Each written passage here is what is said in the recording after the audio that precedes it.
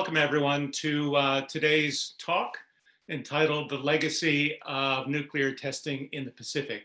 My name is Alan Tidwell and I'm the Director of the Center for Australian, New Zealand and Pacific Studies at the School of Foreign Service at Georgetown University. And I'd like to welcome you to our continuing Pacific Island Roundtable series. And we're very excited about today's talk. It's an interesting and important topic, one that links the peoples of the Pacific together in some very important and perhaps trying ways. A couple of comments before I begin, and then I'll introduce our speakers.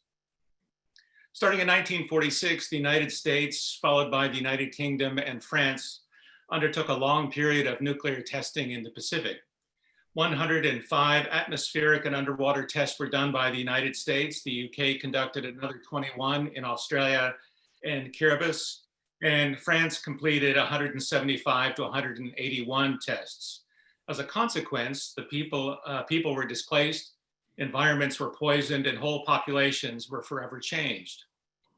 Yet outside the Pacific, this multi-generational story sometimes goes untold and unacknowledged. And so I think today's event is an important touchstone in continuing this important story. We are joined by two speakers today. The first is His Excellency Gerald Zakios from the Republic of the Marshall Islands, an ambassador to the United States. Prior to taking up his diplomatic post, the ambassador served as the Marshall Islands Attorney General from 1996 until he won a seat in Parliament in 1999, and then became the first minister in assistance to the president from 2000 and 2001.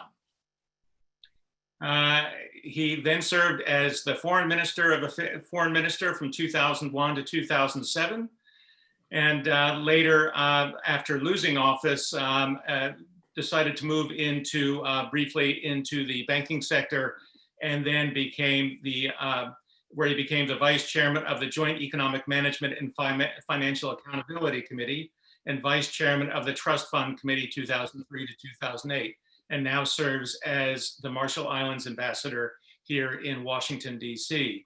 He's joined by Nick McClellan, who works as a journalist and researcher in the Pacific Islands. He's a correspondent for Islands Business Magazine, located in Fiji, and other regional media, and has written widely on environment, development, and demilitarization in the Pacific. He was awarded the 2015 Outstanding Contribution to the Sector Award by the Australian Council for International Development.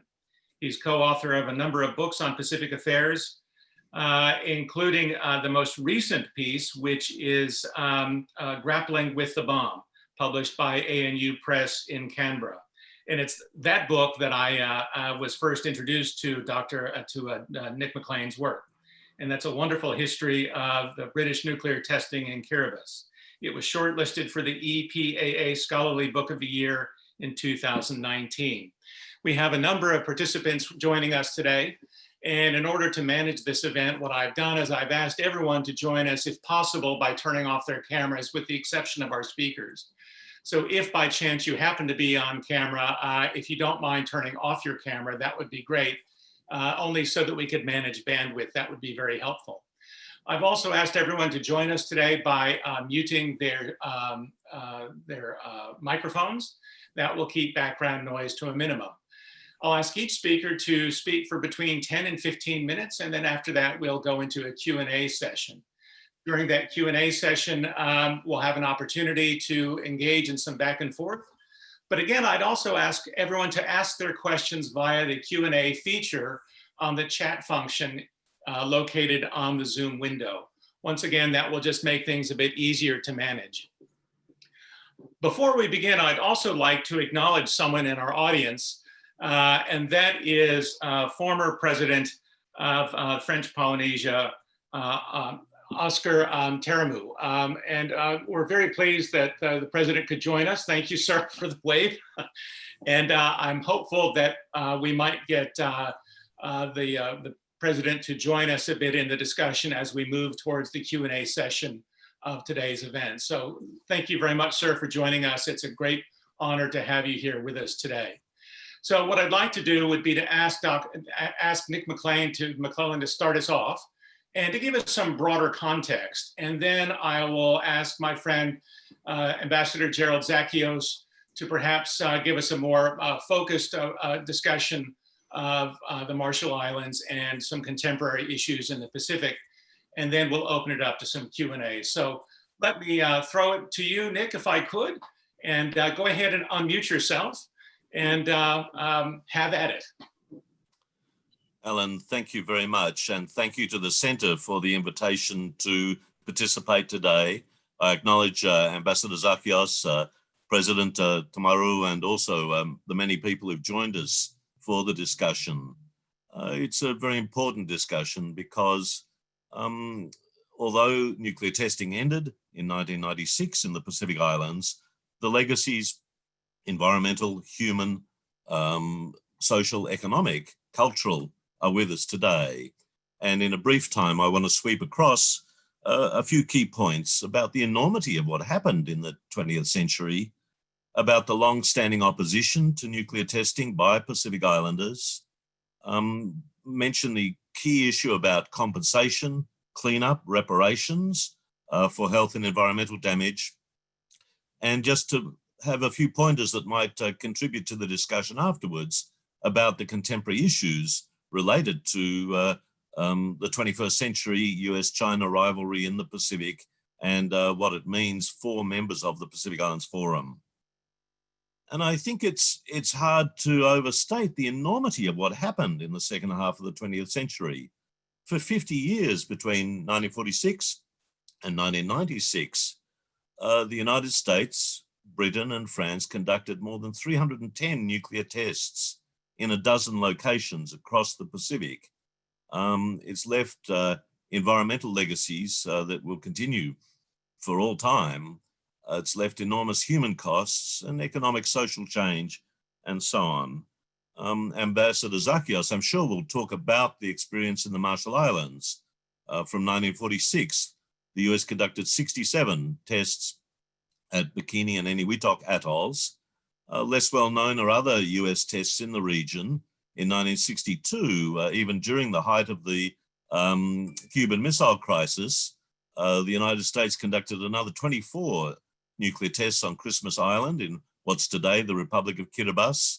There were also a number of submarine and rocket-launched high-altitude nuclear tests from Kalama Island, Johnston Atoll as it's known by the US.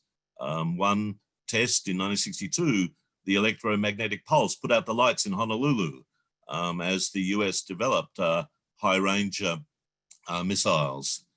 So the US experience was really significant. And although only 14% of US nuclear tests were conducted in the Pacific Islands, many more in Nevada at the testing center, over 80% by yield, by explosive power, was in the Pacific, including the Bravo nuclear test of the 1st of March 1954. And Bravo became an icon for this era, particularly because not only people in the Marshall Islands were irradiated, but also the crew of a Japanese fishing boat that really raised the issue internationally in the press. After the US and Soviet Union developed atomic and hydrogen bombs, Britain joined the nuclear arms race in the 1950s. 1952, the first atomic test was held at the Montebello Islands, which is off the coast of Western Australia. And Britain continued its testing in the deserts of South Australia at Maralinga and Emu Field on Aboriginal land of the Anungu people. These tests were condoned by Prime Minister Robert Menzies at the time in the 1950s, out of fawning loyalty to the British Empire without cabinet approval, let alone parliamentary approval. As the US and Soviet Union developed more powerful thermonuclear weapons, Britain also conducted hydrogen bomb tests in the British Gilbert and Ellice Islands colony. Today, that's part of the Republic of Kiribati, the independent Republic of Kiribati. And there were 9 hydrogen bomb tests on Christmas Island and Malden Island. And that's the subject of the book Alan mentioned, Grappling with the Bomb. France too used deserts and oceans. France began its nuclear testing program in 1960 in its then colony of French Algeria with 4 atmospheric tests. Even after independence in 1962, France continued with underground nuclear testing at Ineker. And while they were doing that, they built the base at Mururoa and Fangatofa Atoll, at Hao Atoll, the Pacific Testing Center, and went on over 30 years to conduct 193 tests at Mururoa and Fangatofa Atolls. All of these tests left enormous environmental devastation, and some of that continues to this day. In the deserts of South Australia, the British conducted hundreds of plutonium tests where they burnt plutonium, and plumes of contaminated smoke went across the desert, leaving legacies of contamination that exist today. After the end of testing, France dumped about 3,000 tons of contaminated materials into the ocean off Mururoa and off Hao Atoll. Similarly, in the Marshall Islands, contaminated materials, soil and equipment and so on was buried on Runit Island under an enormous concrete dome. And today that dome is leaching hazardous ionizing radiation into the marine atmosphere due to rising sea levels and the cracking of the concrete many decades later. The health consequences, I don't have time to go into it, but it's significant, and it was there across all 3 testing sites, 3 testing nations. What's important to note is that this testing affected a number of groups directly and many people indirectly. The direct groups, obviously, the service personnel, soldiers, sailors, Marines who were staffing the test sites by the 3 nuclear powers. Secondly, many Pacific Islanders who worked on the test sites as laborers, as cooks, as cleaners, drivers, sex workers, and so on. And thirdly, neighboring villages and island communities that were in the path of atmospheric fallout, particularly during the 50s, 60s, and 70s.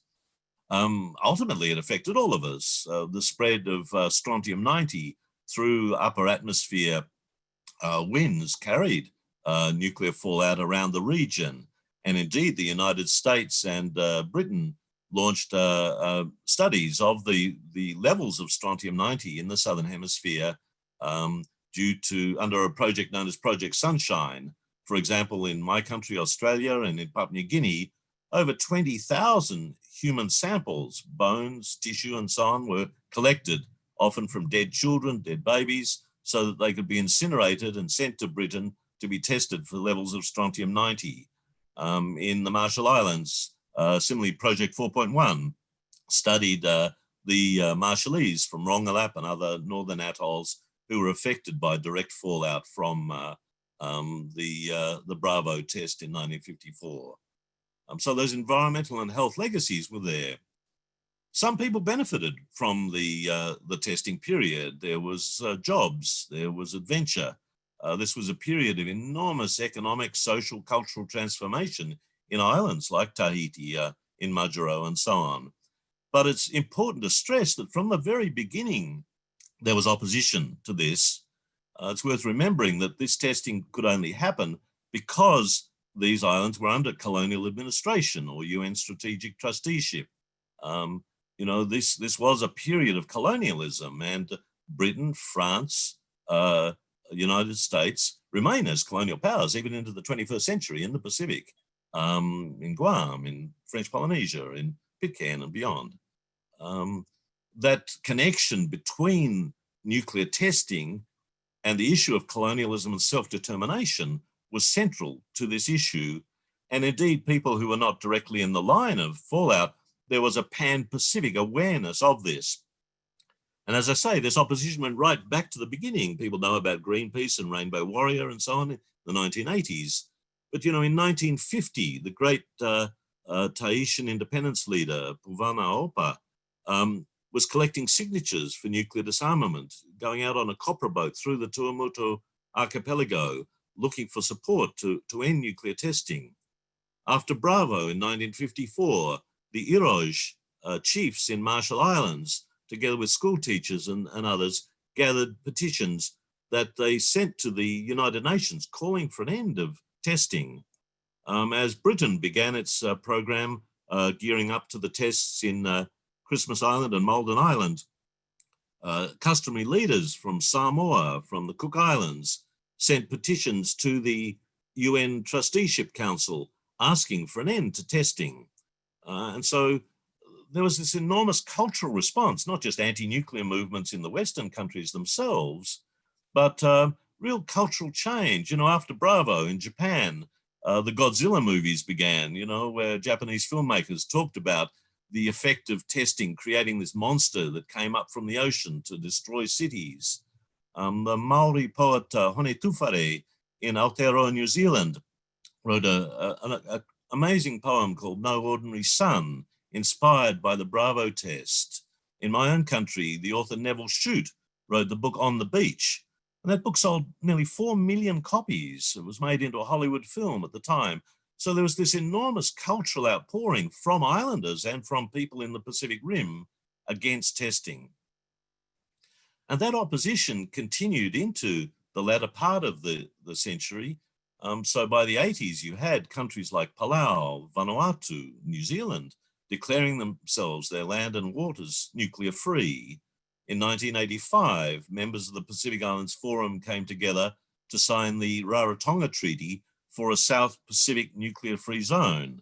There had been nuclear-free zones in Latin America, in Antarctica earlier, but at the height of the Reagan administration arms buildup, the Rarotonga Treaty was a sign that Pacific peoples wanted to be nuclear-free.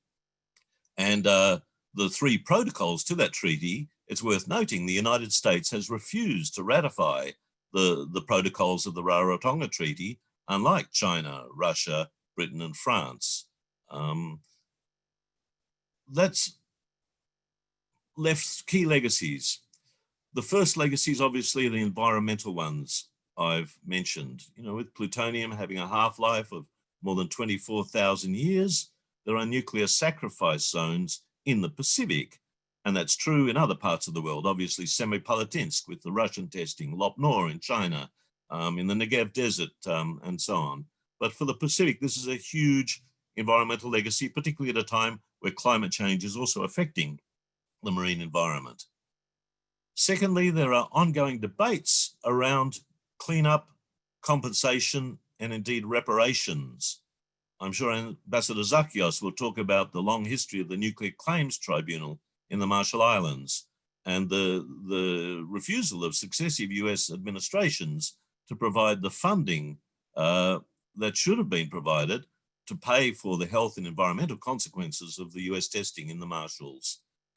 France, more recently, after decades of claiming that the tests were clean, that there was no hazard to anyone, has now established since 2010 a compensation commission for nuclear test victims. However, this has been really farcical, and most cases put forward by service people from France and by the Maui workers, thousands of Polynesian workers who staff the test site. The vast majority of cases put to this commission have been rejected. And indeed, just a couple of weeks ago, the French Senate was still tweaking this law. You know, the French state has really not fully accepted its responsibilities for cleanup and compensation.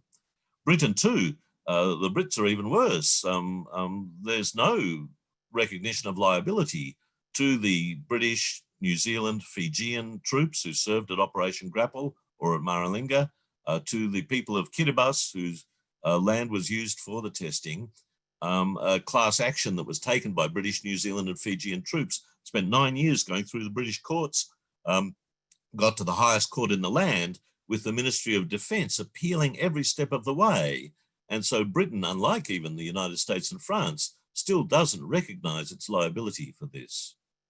My time is short, so I'll just finish by saying that the final issue is the contemporary legacies in the 21st century as US-China political tensions rise across the Pacific region, as countries look at the failure of the declared nuclear powers to meet their obligations under Article 6 of the Nuclear Non-Proliferation Treaty to advance in good faith comprehensive nuclear disarmament. And so you've seen the development since 2017 of the Treaty for the Prohibition of Nuclear Weapons. This is not an arms control treaty, but in fact, a nuclear ban treaty calling for essentially the abolition of nuclear arsenals. It's unprecedented in that it includes provisions for assistance to nuclear survivors and for environmental remediation.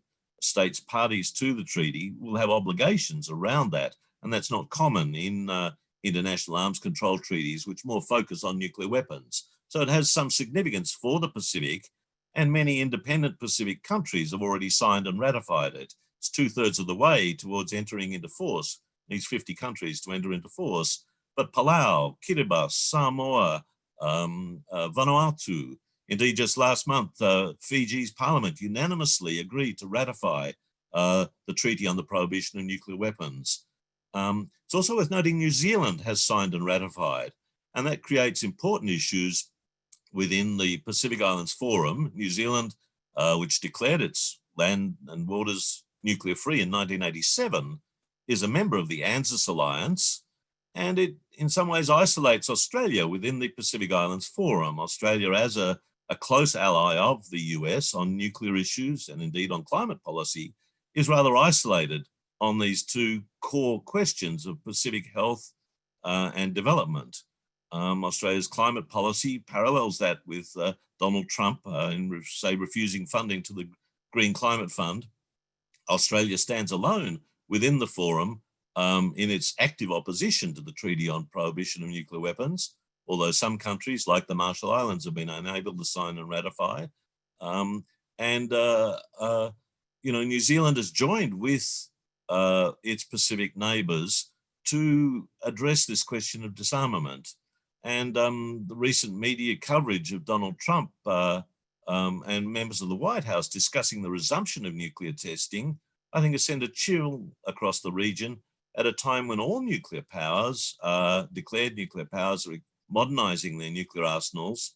And indeed, there's the threat of nuclear proliferation, nuclear breakout in the Middle East, in East Asia and in other regions. The legacies are with us today. They're not simply historic. I'll finish there and thank you very much for your time and attention. Thanks, Nick. That was fascinating, and I'll acknowledge a speedy tour of nuclear testing across the Pacific, and some very interesting points indeed. What I'd like to do now would be to turn to my friend Ambassador Zakios from the Marshall Islands. And Ambassador, I'll go ahead and ask you to just unmute yourself, and you've got 15, 20 minutes at your leisure. Thank you, Dr. Didwell. Let me begin by conveying my sincere appreciation for the opportunity to participate on this panel to you and the Georgetown University on an important topic of impact of nuclear testing in the Pacific. I want to acknowledge the presence of former President Amaru, who is here with us. And I also note that Ambassador Peter Rosenblatt is also here. I want to say hello to everyone who is participating in this, and I see there is quite interest in this very important topic. I want to thank Nick for that comprehensive run-through of the program in the Pacific. In fact, this discussion of some of what took place in the Marshall Islands indicates the wealth of knowledge he possesses with this on this topic. I will have my discussion, share my discussion with you today with providing some history, and Nick has done a good part of that, but I will nonetheless take some time to go through that. Then talk to some of the efforts that the RMI continues to advance in trying to find further resolution of the issues of the nuclear testing program in the Marshall Islands. So as stated earlier, from June 1946 to August 1958, the United States tested 67 nuclear weapons in the Marshall Islands, most especially in those two atolls that were named by Nick, Bikini and Eniwetok. 44 of those tests were conducted on Eniwetok and 23 conducted on Bikini. And as Nick said, the largest one being the Bravo shot. The yield of all these tests is the equivalent of one Hiroshima or Nagasaki bomb every day for 12 years. That shows the magnitude of the testing that was done during this period. These tests released massive amount of radioactive fallout that heavily contaminated the Marshall Islands, its people, and land. As a result of the radioactive fallout from these nuclear weapons tests and the disruption the testing caused to culture, Marshallese people suffer some of the highest incidences of chronic illnesses in the world. In 1986, the Marshall Islands entered into a compact of free association with the United States. Under that agreement, Section 177 called for a agreement that provides and addresses the issue of the nuclear testing program. That provided the Marshall Islands with $150 million in a trust fund. And let me say that the trust fund was provided in 1986, and we know what happened in 1987.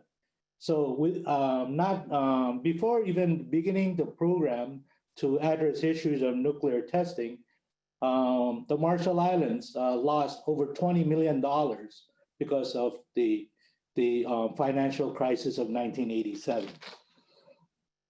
4 atolls were basically affected by the nuclear programs initially, as we understood it to be. Those were Eniwetok, Bikini, Rongelap, and Woodruff. To this day, the people of Bikini, 7 decades later, have not returned to their island and atoll. The people of Eniwetok continue to live on Eniwetok, where the ruined dome, as Nick spoke to, is situated. The people of Woodruff did never leave Woodruff, and the people of Rongelap left Rongelap. And while they have had some projects on their atoll, they have not relocated to Rongelap, and they continue to live on other atolls, including Kwajalein Atoll. The Department of Energy provides a medical program, but that program is very fast dwindling and funds have run out. The nuclear claims in 1987, the Marshall Islands Legislature, or Parliament, Nadijalab, established what is called the Nuclear Claims Tribunal to issue compensation on with the money that was provided by the U.S. government in settlement of the nuclear testing program. In 2004 and 2005, the tribunal ran out of the funds were depleted, leaving the tribunal paid during this period of existence 90% of personal injuries, which leaving 20 million of unpaid claims, and issued an award of over $2 billion for property and personal injury claims. Property damages and remediation environmental issues. That amount was $2 billion, or a little over $2 billion. To this day, the tribunal paid 2 of the awards, amounting to about $4 million of a $2 billion claim. In September of 2000, the Marshall Islands submitted a changed circumstance petition to Congress to seek further financial resourcing of these claims. To this day, the Marshall Islands government has not seen any decision of the Congress on that claim that's pending before it. And this claim was submitted pursuant to Article 9 of the Section 177 agreement, as stated by Nick, on changed circumstances. So that article basically states that where there are changed circumstances, the Marshall Islands can submit a changed circumstance petition to the US Congress. Now the Marshall Islands had put one petition together, which had been done through a lot of scientific and legal studies. Legal study that reviewed the work of the tribunal was done by former Attorney General Richard Thornburgh. But to this date, we have not been able to address that issue. So what are our efforts? The first effort was through the change circumstance petition, which we continue to work at, and then continue to work with Congress. And several pieces of legislations were enacted by Congress, or were attempted by Congress, but one of which gave the final and the successful piece of legislation gave authority, Congress gave authority to the Department of Energy to monitor the Runit Dome. In 2017, the Marshall Islands Nudijala Parliament enacted the National Nuclear Commission Act, which appointed a commission, and the commission's functions under this act was: one, full payment of all past and future awards of the Nuclear Claims Tribunal; two, quality health care for the Marshallese people; three, reducing the risk of exposure to radiation and other toxins in the environment; four, building national capacity to monitor and understand radiation impacts; and five, education and awareness of the nuclear legacy. This work has been completed, and the commission has submitted its advice and was accepted last year by the government and the Nudijala of the Marshall Islands. In the National Defense Authorization Act of 2020, there is a provision that calls on the US government, particularly Department of Energy, to provide a study on the structural integrity of the Runit Dome, as well as to review the surrounding environment and the impacts that this will have on the populations living there. That study is to be submitted to the Energy and Natural Resources Committee of Congress on June 30th of this year, as required by the Act.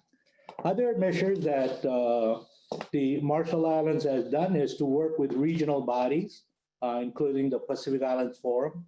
And as far as I can recall from my participation with the forum, as far back as '93, last year in Tuvalu, language also talked to the issue of the nuclear testing program in the Marshall Islands and support of the Pacific Island members to ask the US to deal with this issue, especially issues of the Runit Dome, are part of the communique of last year, including previous communiques.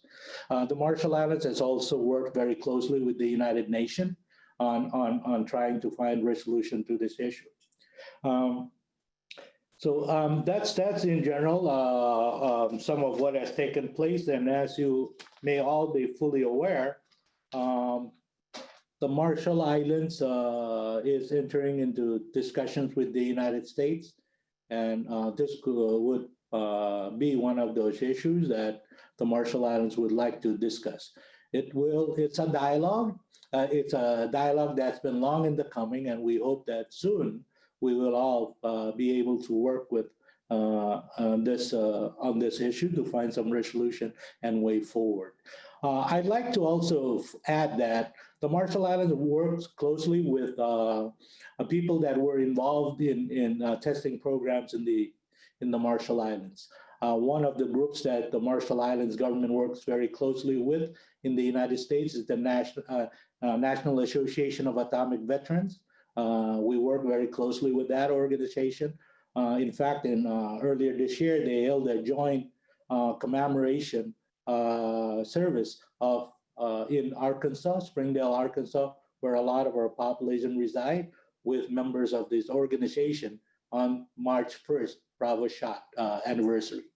The Marshall Islands is also working with governments, as Nick mentioned, that were also affected by nuclear testing, and that's French Polynesia and Kiribati, and discussions as to identifying how we find resolution of these issues, especially as it affects the health and environment of our populations. The Runit Dome has real impact, as was stated, about leaching on the environment and health of the populations.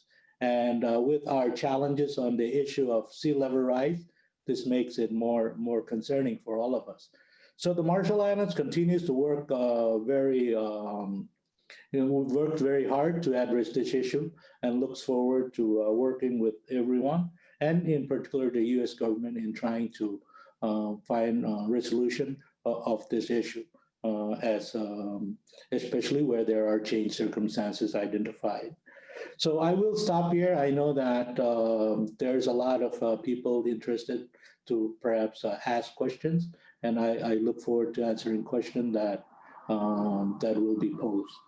I thank you for the opportunity once again, and thank you, Dr. Tidwell, for my part, the Marshall Islands participation here. And Nick, thank you very much for that comprehensive run through of the nuclear testing program. Thank you, Ambassador Zakios. That was a very interesting and informative presentation on the impact of nuclear testing on the Marshall Islands and the efforts that the Marshallese have undertaken to try to seek redress of their issues. You mentioned in the close of your comments, you mentioned Kiribati and you mentioned French Polynesia, which I might just borrow as a segue to turn to one of our audience members who I pointed to earlier in the introduction, and that was President Oscar Temaru, and to see if the president would like to take this opportunity to perhaps just make a comment or two on what he's heard today, or to perhaps give his view on the impact of nuclear testing on French Polynesia. Yes, first of all, I would like to say thank you to Nick.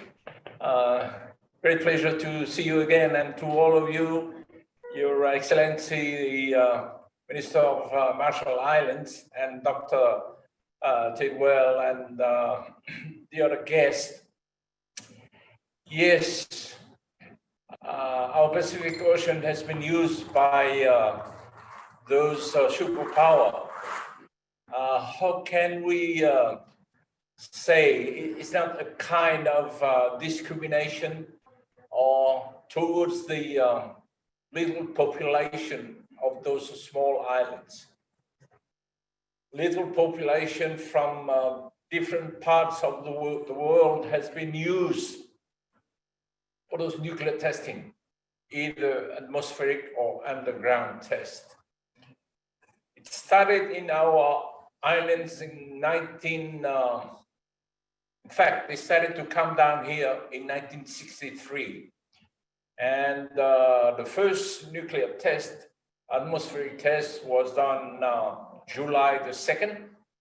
So this coming July the 2nd, we'll organize a demonstration in our country to remind to our people what has been done by the French occupying our country.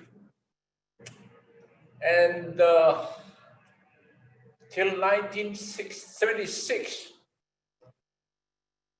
the trade union of the Pacific have organized a kind of embargo on the French products in the Pacific.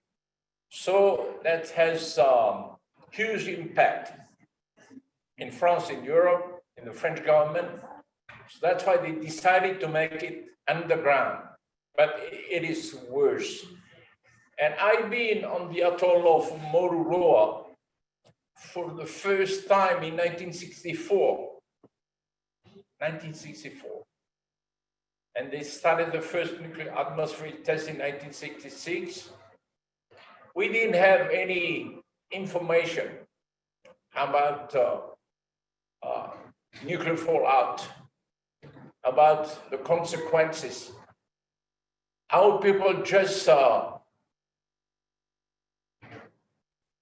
starting to work for private enterprise and getting quick money, going to the atoll, having a huge amount of money, cash from the French government. Private enterprise came to Tahiti. A lot of money was invested in this nuclear arsenal. As you say, Algeria became independent in 1962. So from that time, they were looking for at the beginning, they were looking for Corsica to do the nuclear testing in Corsica. There was discussion about that, but the Corsican people didn't want it. And so the goal came to Tahiti. And from that time, they knew Algeria was becoming independent, so they had to find out another place far away from France. So they decided to make it on Moruroa Atoll and Whakatauwha. But our people at the same time stood up and went on the street to demonstrate, asking for information about the consequences of the French nuclear testing. The French government used to say, don't worry, it's harmless, it's clean, and you don't have to worry about anything. In that was my last trip on the atoll of Moruroa, 1976. We started to see there were banners all over the atoll, telling to the people from now on, it is strictly forbidden to go fishing, to drink coconut water. So we just, there was new, and the coconut trees' leaves were getting yellow. So, and saying it's contaminated, it's forbidden. So it's very hard to tell we used to live with fish. We cannot stop eating fish. That's our daily food. So people keep go fishing, and they started to scratch. I've seen it. So from that time, I decided I have the liability to the responsibility of my family, of our people, and I have to stand up. So we started to talk to the people, church people, trade union people, what was happening on the atoll of Moruroa. It was very, very risky and very hard to convince the people of the damage done by the French nuclear testing. And I was very happy in 1978. The Pacific Conference of Churches have organized a conference in Fiji, Sua, and in the atoll of I forgot the name. It was on the Marshall Islands, and also in Ponape.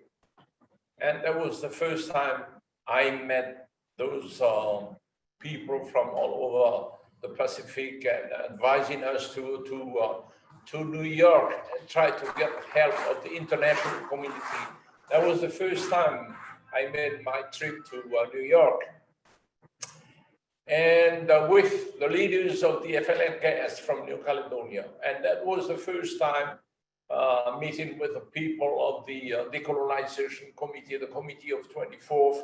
They told us, we can't do nothing for you. Your country has been under the control of the United Nations till 1946, and de Gaulle removed it from 1947. And from 1963, the French government unilaterally decided not to give information anymore to the United Nations. So we can do nothing for you. So I was looking for the international community to help us to tell to the French to stop it. Our people are dying from the French nuclear testing. So we started from that time to get our country back on the list. And we succeeded in 2013, the 17th of May. And in the 2nd of October 2018, I filed a complaint against the French government, the former president of France, and the current president of France, Mr. Emmanuel Macron. And it also started to have direct problem on myself. Last October 2018, they removed me from our parliament, and I'm still looking for the real reason, because after I had deposed the complaint at the International Court of Justice in La Hague, the foreign minister of overseas from France, Madame Girardin, saying France will fight against that decision. So, and now I'm before the court. This coming Monday, I'm going back again before the court, because they have found it's a pretext. Radio Tefana was it's a city radio. It's free. It's open to anyone. But they said, well, it's a kind of embezzlement, using public funds for the political reasons. And so till 1983, it was forbidden to talk about independence and to talk about the French nuclear testing in this country. I was elected as a mayor of in 1983, and we opened this city radio in 1984. And the French administration told us it has to be open to any political organization. That's what we did from 1984. But that is the situation now. This coming Saturday, our people will go on the street. There will be a huge demonstration in our country. I can say over than 65% of our people is living under the line of poverty, mainly in the main island of Tahiti. That is, besides the health problem, economical problems, the way of life in this country is very hard now. So I want to thank you all, and I just support the idea to get organized with the people of Marshall Islands to see what we can do at the international level. We have to get together and work together. Thank you so much. Thank you very much, Mr. President. That was a very informative and interesting presentation, so thank you. I'd like to now turn to some of the questions that have been posed in the chat function, and the first question comes from Jerry Finnan. And Dr. Finnan asks, in light of the huge environmental legacy, what is the likelihood that the Pacific will in the future be used as a repository for more nuclear waste from nuclear power plants and other sources? And I suppose really that's a question for our panelists. How do you react to the idea about the future of depositing nuclear materials in the Pacific? I'd be curious. And go ahead and unmute yourself as you'd like to respond, Nick or Ambassador Zakios. Alan, thank you. This is already a discussion in Australia.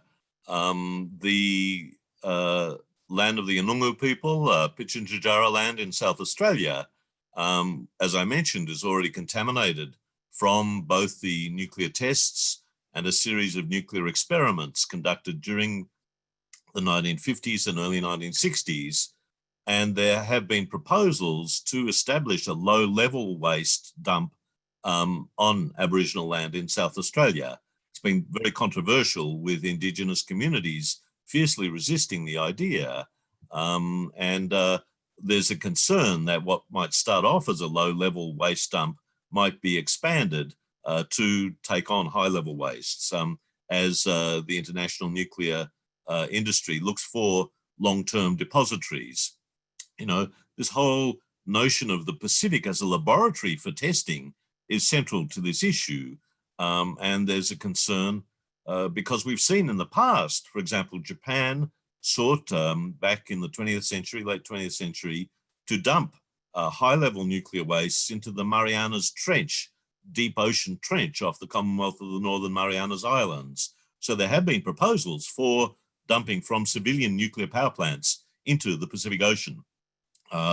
There's also the transport of nuclear materials from Europe, where there's been reprocessing back to Japan in the 1990s, and even today, the transport of MOX fuel, mixed uranium oxide fuels, across the Pacific, which has been fiercely resisted by island countries. I think there's a concern too in the climate era that geoengineering might be tested in terms of climate responses, because the Pacific is seen, the deserts and oceans are seen as vast empty spaces. And of course we know they're not empty. There are Pacific Island communities who are affected by this, this sort of activity. So I think, Mr. Finnan, yes, it's a real concern that people will look to the Pacific as a dumping ground for you know, an industry that's in serious trouble in terms of trying to find long-term secure waste storage for civilian processes. Great, thanks, Nick. Ambassador Zakios? Yes, thank you. I'd like to add a bit to the comments already shared by Nick on the issue of nuclear depositing in the region. You know, and of course we know the what is the current state and the challenges that many of our countries, like the Marshall Islands, faces with the effects of negative effects of nuclear testing.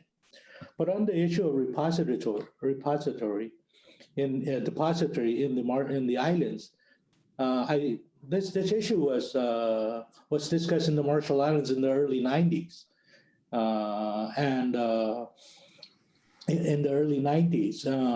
and one of it was decided that the Marshall Islands should also establish a depository for low-level radioactive materials, as is the discussion that is currently happening in Australia.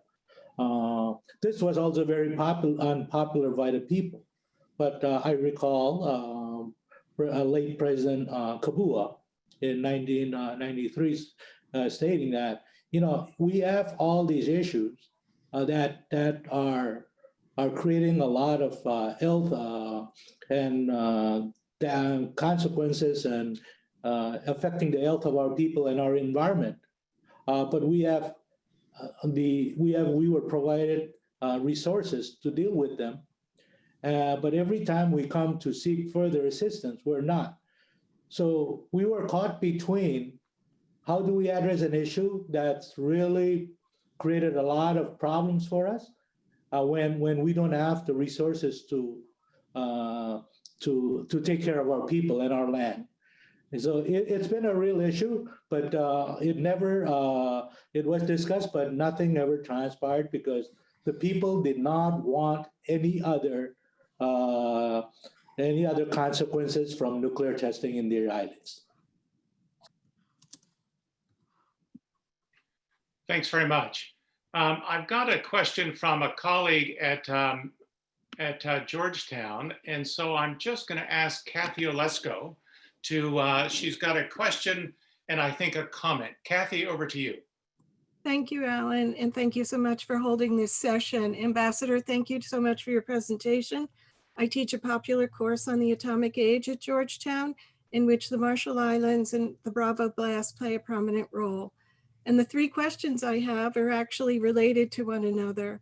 What is your reaction to the activist director Dennis O'Rourke's film, Half-Life? Second, what's your reaction to the Advisory Committee on Human Radiation Experiments report? And third, what's your reaction to the migration of Marshallese to the United States and the potential to preserve Marshallese culture? Thank you very much, Kathy, for those three very important questions, very good questions indeed. On the first question of the Half-Life film, this film, as you're fully aware, deals with one of the atolls. The test was not conducted on, but was very affected by it. To this day, one of 4 of the islands within that atoll has been cleaned. The other 3 have not. And through a resettlement program, the local government of Rongelap built houses there. I think there's well over, there were houses that were built to relocate the population. To this day, no Rongelapese has really gone back to that atoll. There's about 11 people on that atoll, even after that effort to say that it was safe and bring people back. But that film was based on that atoll. It is widely accepted as fact in the RMI, but it is denied by the Department of Energy. But it's as I said, it's the Marshallese people, and our government believe that it depicts accurately what happened to the people of these islands, including Rongelap. I was earlier trying to read your second question, and I think that the second question, if you may, I'll go to the last question, and the last question on migration. Last question on migration. We come to the United States pursuant to the compact. It allows visa-free access to the Marshallese communities, as well as the freely associated, to come to the United States under the compact.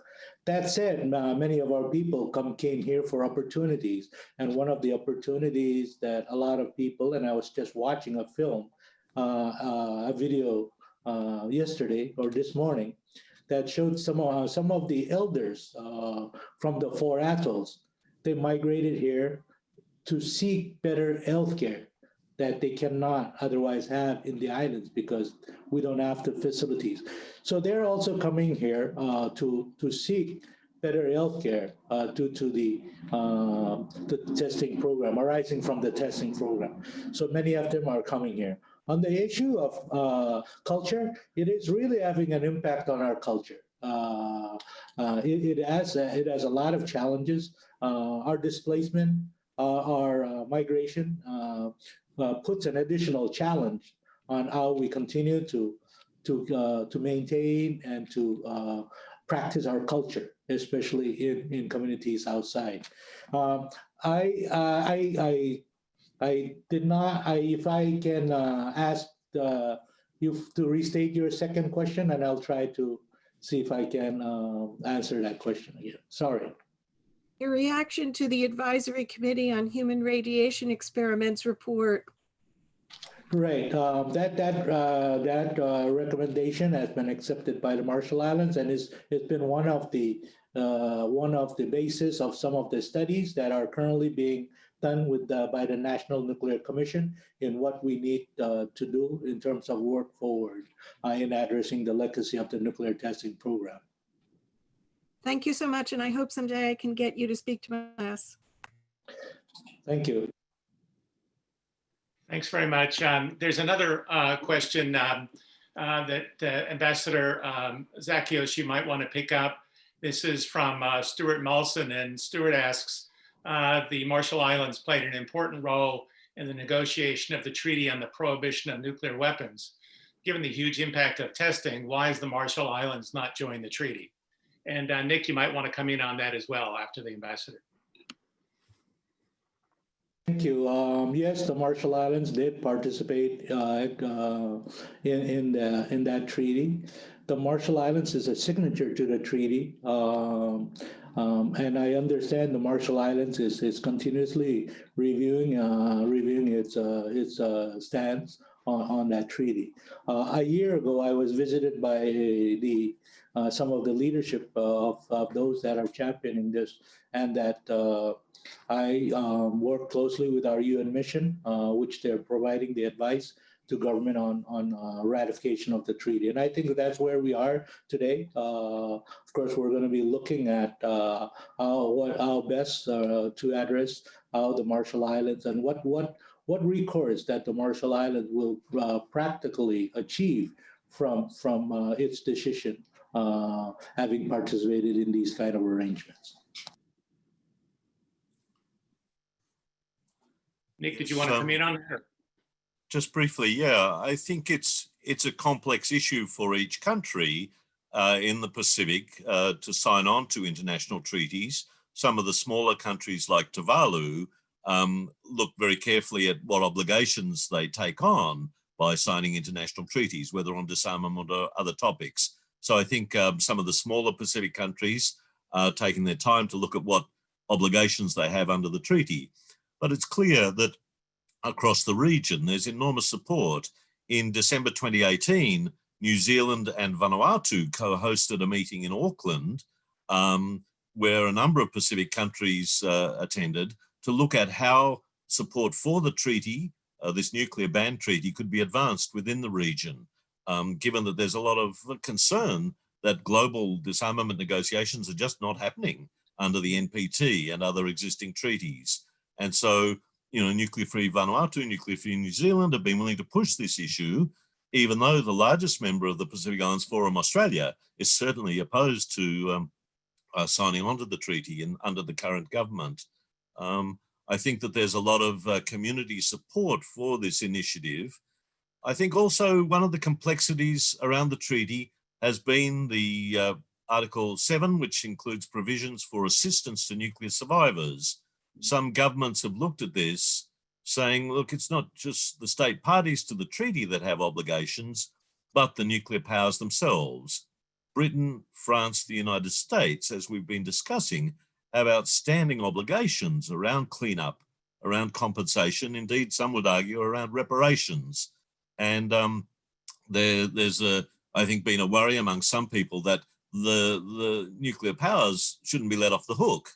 But I think the treaty does open the way for other countries to contribute to, as state parties to the treaty, to contribute to addressing some of the needs of people.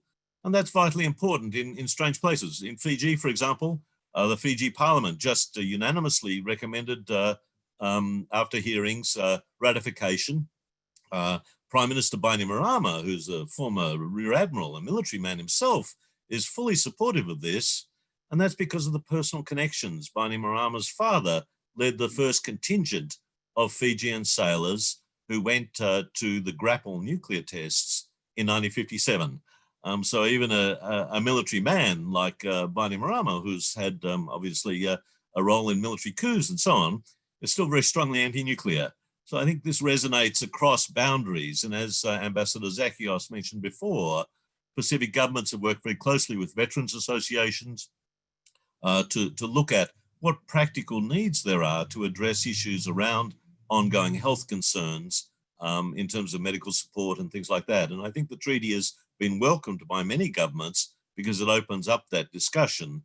And it may be that the forum might be looking at issues of how people could work together, you know, Kiribati, Marshalls, French Polynesia, through bodies like the Pacific Islands Forum to advance this question. Thank you. Nick, I wonder if I could just pick up something you said in your answer to that question, and you used the term earlier, and I just want to sound you out a little bit more on this.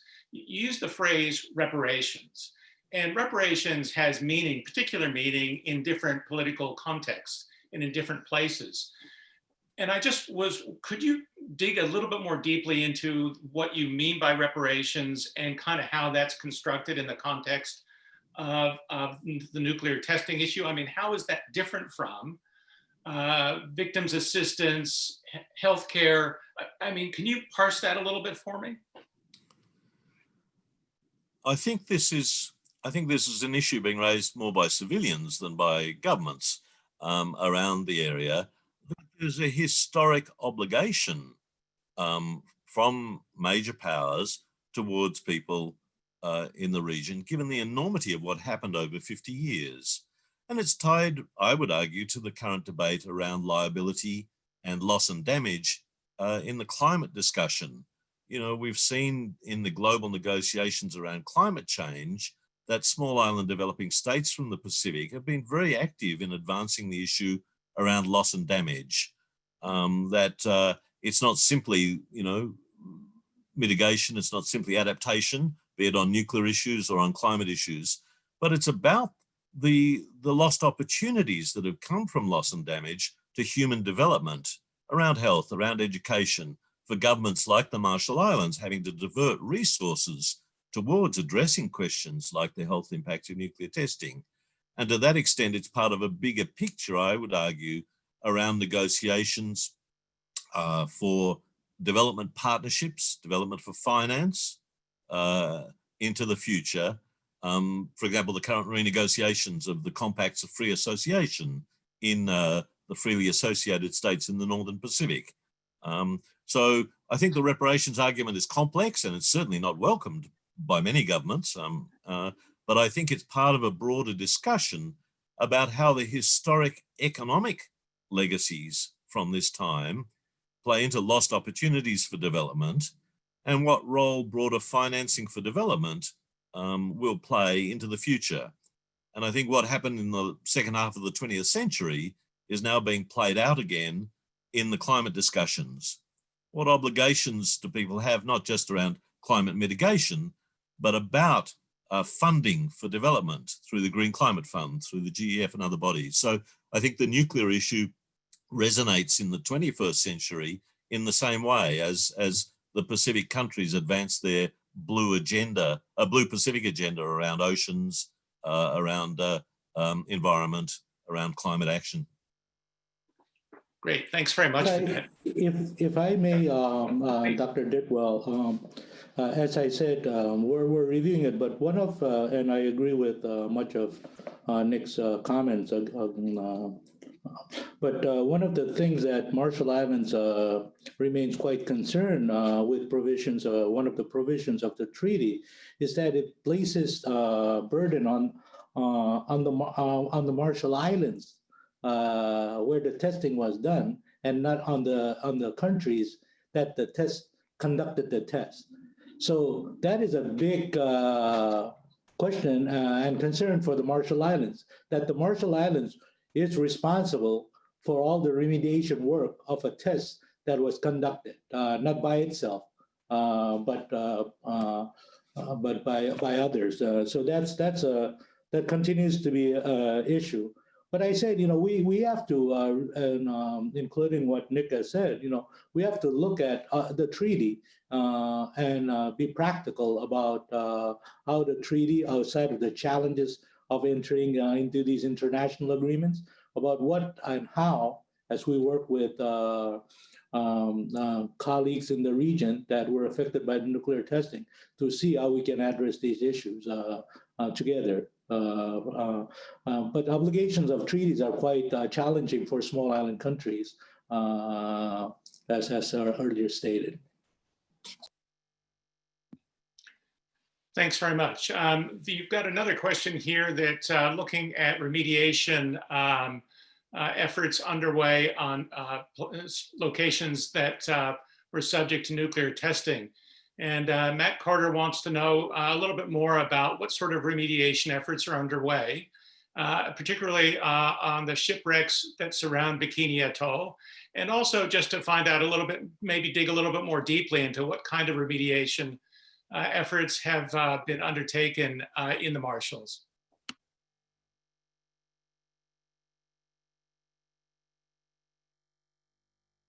To begin, try to answer that question by going back to the treaty. And the treaty says that on the issue of remediation, there will be a mediation. It's been promised by multilateral assistance, none of which has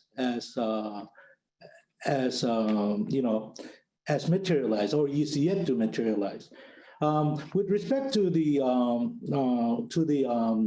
vessels that were sunken in, let's say, Bikini, under the 177 agreement, those are the property of the Bikini Atoll local, community under the agreement.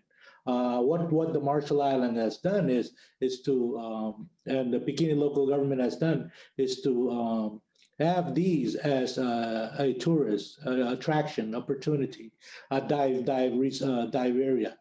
Obviously, there is current review of the. These vessels have been underwater for many years, and there's question about fuel that is released from these vessels. So but to the point, or to the answer, remediation, that is something that the government would be guided by the people that under the agreement that own the relics, to say, that are in Bikini Atoll. Nick, I wonder if I could just invite you to talk just briefly about remediation efforts that have been undertaken in other locations of nuclear testing. And perhaps you just might touch just briefly on that. Thanks, Alan. Yes, in Australia, there was a royal commission into the 1950s testing held in 1984. And one of the big issues came up at that time was about environmental remediation. In the late 90s, Britain funded about $100 million in a program to attempt to clean up some of the worst contamination from the nuclear experiments, not the actual nuclear tests, but a series of over 600 nuclear experiments where things were done, for example, to burn plutonium to see what would happen if a plane crashed. And they'd sent plumes of contaminated smoke across the desert. And there were attempts over some years in the late 90s to literally scrape off topsoil to try and vitrify the contaminated areas. A wonderful book by Alan, one of the chief scientists, about that showed the mismanagement of the whole project, and it ended really in failure. I was invited to Algeria in 2007 because people in Algeria coming out of the dictatorship were interested in the experience of what happened in Australia, because the French had left similar damage in the Sahara Desert around Regan. And they were discouraged to find that it's very hard to clean up a desert. So at vast cost, there were attempts to do that. Most recently in Kiribati, Britain has been has sent a mission to clean up some of the just industrial debris that was left on Christmas Island when Britain withdrew from Christmas Island after in the early 1960s. That was not radiation as such, but just incredible amounts of toxic material. For example, there were drums of asphalt that were used to pave the airstrip that was used during the tests. There was all sorts of military equipment, debris, chemicals, and so on that had just been left by the British. And so there was a cleanup mission in the 2000s to get rid of some of that industrial debris. Mururoa similarly has enormous amounts of just junk left as the powers withdrew. And I think the problem is that remediation of some highly toxic radioactive isotopes like plutonium is very complex, particularly in marine and desert environments. And so the track record of cleanup is difficult and expensive and not very successful, frankly. This is one of the legacies, and this is why there's so much anger about this, that the nuclear powers really withdrew from their obligations, and the remediation that's happened in the Northern Marshall Islands is still underway on Bikini and Eniwetok, Rongelap and other places. Even though we've moved on decades since the end of testing, this is still a live issue for people who live with the environmental and health consequences. Great, thank you very much. Sorry, Dr. Ditwell. I think to that point, the people of Eniwetok are continuously, especially with the Runed Dome, asking that there be remediation, continuation of trying to address the issues of leaches that happen in the Runed Dome. So remediation is a very important issue. But there are certain arrangements that I've alluded to earlier that we will continue to try to work. But remediation remains a very important issue. In fact, as I said earlier, some of the tribunal awards talk to the issue of remediation. So remediation is an ongoing effort of the Marshall Islands, an important one, especially with sea level rise and climate change challenges that pose it. I'd like to go back a little bit on the issue that was raised of the Nuclear Non-Proliferation Treaty. And as we all know, this was a treaty that was kind of negotiated quite speedily. And one of the concerns and cautions of the Marshall Islands government at that time was, in the speed that we're trying to conclude this, these concerns might make it difficult for countries that have a real interest in trying to get issues addressed in joining the treaty. We have signed it, but the other challenge that we feel it's very important is if we do not get the nuclear states to participate in a treaty, then it makes it very difficult for us that have been affected to have a successful treaty that really addresses our issues.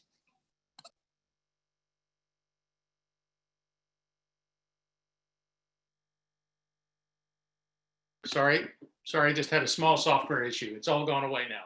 Thank you, Mr. Ambassador. I'm sorry, I might have missed just the very tail end of that. We're now at a moment where we might just invite another question or two from the audience.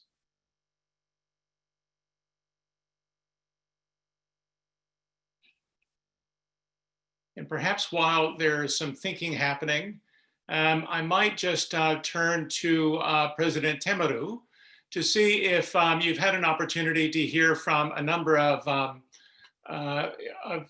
speakers, and you've heard the questions, but we might just see if you'd like to perhaps comment on anything you've heard. I'd be particularly interested to get any comments from you regarding the remediation of radioactive sites in French Polynesia. Yes, we live in the same situation. France withdrew from Moruroa and Fangatofa and Hall from 1996 after huge demonstration in our country. People are really angry after all those years they used our country for their nuclear testing. In the atmosphere, you still have problem of contamination. And on the atoll of Moruroa, they withdrew from Moruroa, leaving all those toxic plutonium materials in our lagoons on the atoll of Moruroa and Fangatofa, and also on the atoll of Hao. And you also have to know we are a French collectivity. That's why we also tied those two issues, our freedom, our right to self-determination, and the nuclear issues. That is our fight to get our country to get our independence from France, to be,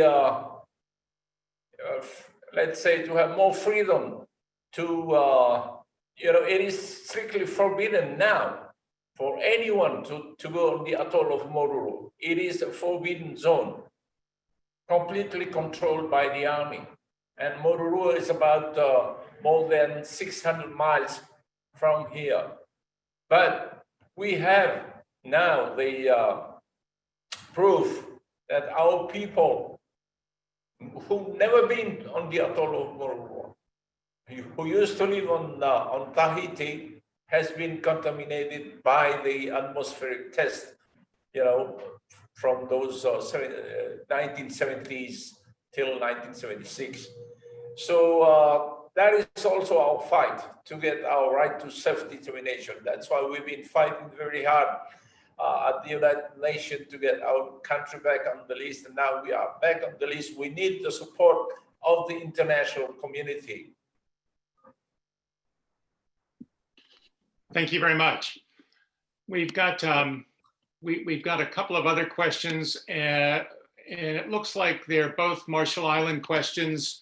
One question is, the Marshall Islands, under the leadership of Tony DeBrum, courageously filed cases against 9 nuclear-armed states in the International Court of Justice. And I'm not sure what the question is there, but perhaps you might comment on that. And then the other question from Bonnie Doherty is really regarding the new Marshall Island US compact negotiations, and wondering how you think the new compact can best resolve the concerns raised about the health and environmental effects of environmental testing, and what role will the Treaty of Prohibition of Nuclear Weapons play in those discussions? Great, thank you. Thank you. I would like to, the question about the leadership, we are very, I acknowledge and respect the leadership of the late Ambassador Tony DeBrum, both in leading the issue of climate concerns of the Marshall Islands. That is something that the Marshall Islands is proud of. Also, with respect to the lawsuits, we know that those lawsuits were done, and the Marshall Islands, but the outcome of those lawsuits is very clear to us that none of the lawsuits did succeed. But the issue is that, to me, to us, the broader issue remains, how do we work to address these concerns and find real solutions that will remedy a lot of these concerns, including health and the environment. And an earlier question talked to the issue of migration. And as I said, many of the people that were affected by the testing program did migrate to the United States. And one of the important programs that we feel and continue to do is health programs, including reinstatement of the Medicaid to the populations here. The COVID-19 has presented a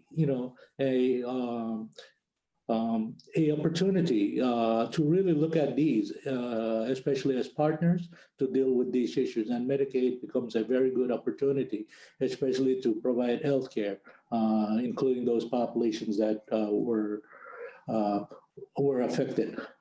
Yes, the Marshall Islands has entered discussions with the United States, and I'm not at liberty to talk to what will be discussed, because there are committees currently working on the issues. What I can say is that there is a nuclear team that has been established, and I am sure that many of these issues will be at the back of their minds when they have those discussions with the United States government.